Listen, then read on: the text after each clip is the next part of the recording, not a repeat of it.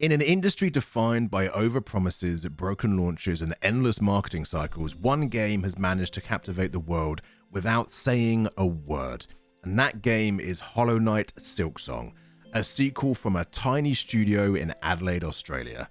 It's become one of the most anticipated releases in gaming history. And yet, for the longest time, it didn't even have a release date. No sprawling ad campaigns, no endless trailers, no viral marketing, just silence. But in that silence, Silksong was able to become louder than a AAA blockbuster with millions of marketing budget. It turned absence into anticipation, mystery into momentum, and it stands as proof that the industry has lost touch with something truly fundamental, and that maybe a small team of passionate developers holds the blueprint for what gaming could be again.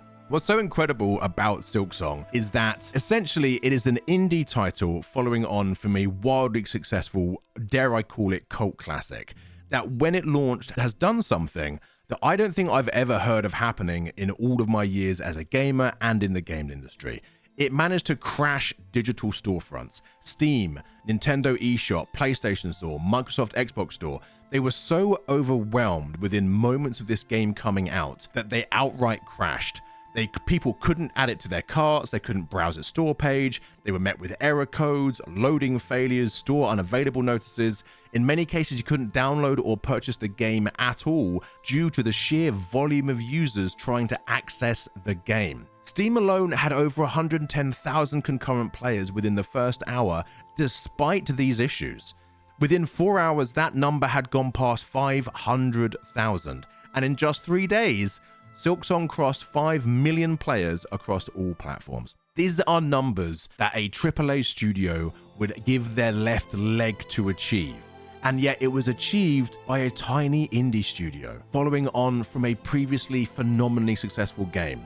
How did they do it? And why is it a tiny indie studio is capable of something yet again that the AAA games industry are struggling to achieve? Which, frankly, at this point, you could argue is something as simple as relevance. The modern games industry has a really bad habit, showing way too much, way too soon. Years before a game is ready, publishers flood the internet with cinematic trailers, gameplay slices, interviews, promises of revolutionary mechanics and gameplay. Hype builds up to a fever pitch, expectations skyrocket, and by the time the game launches, it almost never lives up to the fantasy. Silksong took the polar opposite path.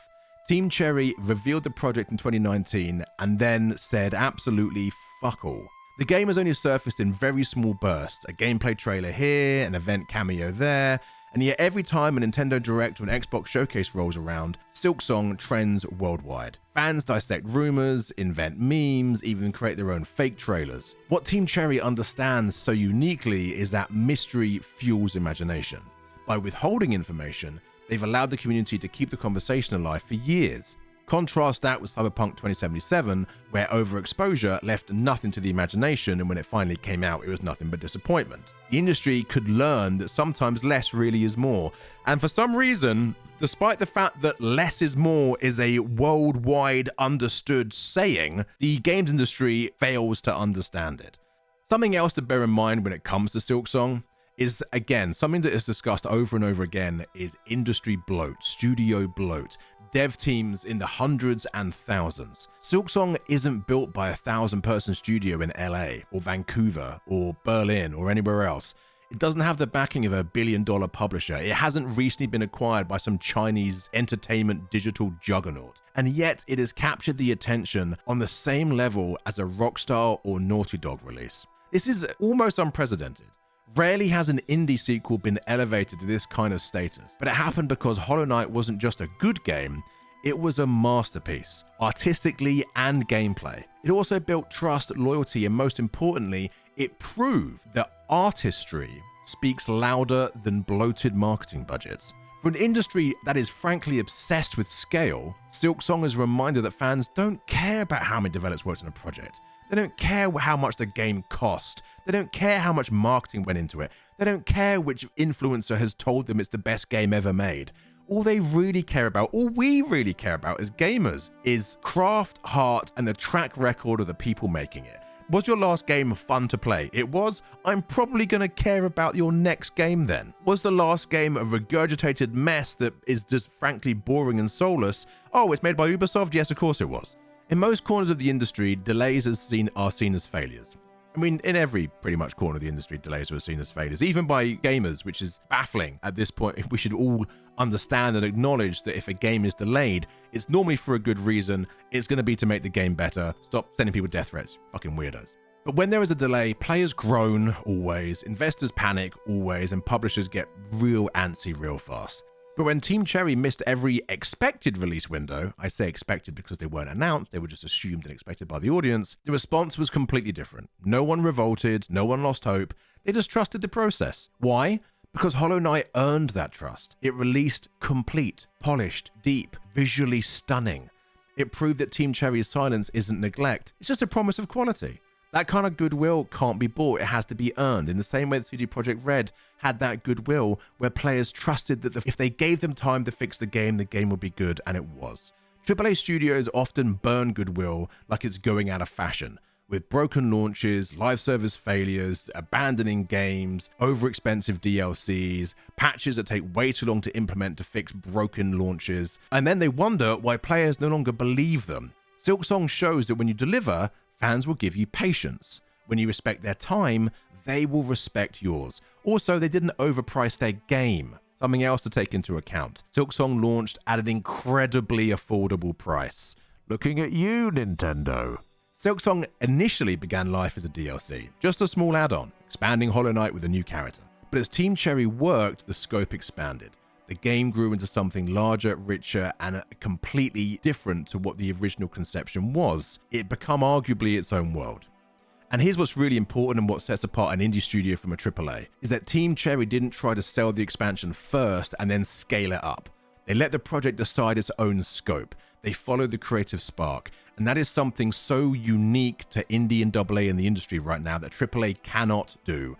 AAA is too big, too bloated, and far too slow to react to start work on a project as something small and then allow that to grow and expand until it becomes its own project. Too many people, too much money, too much expectation. Compare that to major publishers or major studios who so often inflate projects into the next big franchise before a single level or a single gameplay element is finished. Think of Marvel's Avengers, where a game was forced into being a live service before it was even fun to play. Silksong shows that growth should come from within, not from marketing forecast or forcing it on a player base who aren't in need or want of it. Silksong is everywhere right now precisely because it was nowhere. Every absence from a showcase became a headline. Every rumor becomes a news cycle. Every silence becomes deafening. It's the power of scarcity, a psychological trick that publishers spend billions trying to simulate but can't replicate because they lack the courage to hold back. In an era where every other game is overexposed before it even releases, Silksong is proof that sometimes the most powerful move is just to say fucking nothing. Above all, it's possible to argue that Silksong is actually a rebellion against the way that the games industry works at its very core. No investor updates, no quarterly fiscal promises, no artificial launch dates, just time, craft, and silence. It represents something radical, a studio choosing to release when the game is ready, not before, only when it's ready. In an industry plagued by crunch, broken launches, and live service corpses, that's more than refreshing. Silksong, in my opinion, is a masterpiece, in the same way that Hollow Knight was a masterpiece. It represents patience in an otherwise impatient world and a growingly impatient industry. Craft over deadlines, artistry before fiscal, mystery over marketing, and trust over exploitation. The irony is that the game industry has spent decades chasing bigger budgets, flashier trailers, and massive marketing campaigns, and increasingly larger player bases, while one small studio has shown that you don't need any of that. You just need to respect your players. I pray that the game industry as a whole look at the success of Silksong and sit down and adjust to their very core how they approach making games. This year has arguably been a year where we have seen increasing success from the indie and AA space. Kingdom Come Deliverance 2, Clair Obscur 33, Bellato, and now of course Silksong, to name a host of others I could name as well, but that is a long list of games that have done phenomenally well for themselves without having disgusting budgets and disgusting marketing campaigns. We need more of that, and a lot less Ubisoft. And as always, if you've enjoyed the video, please do like and subscribe. And until next time, something, something, something.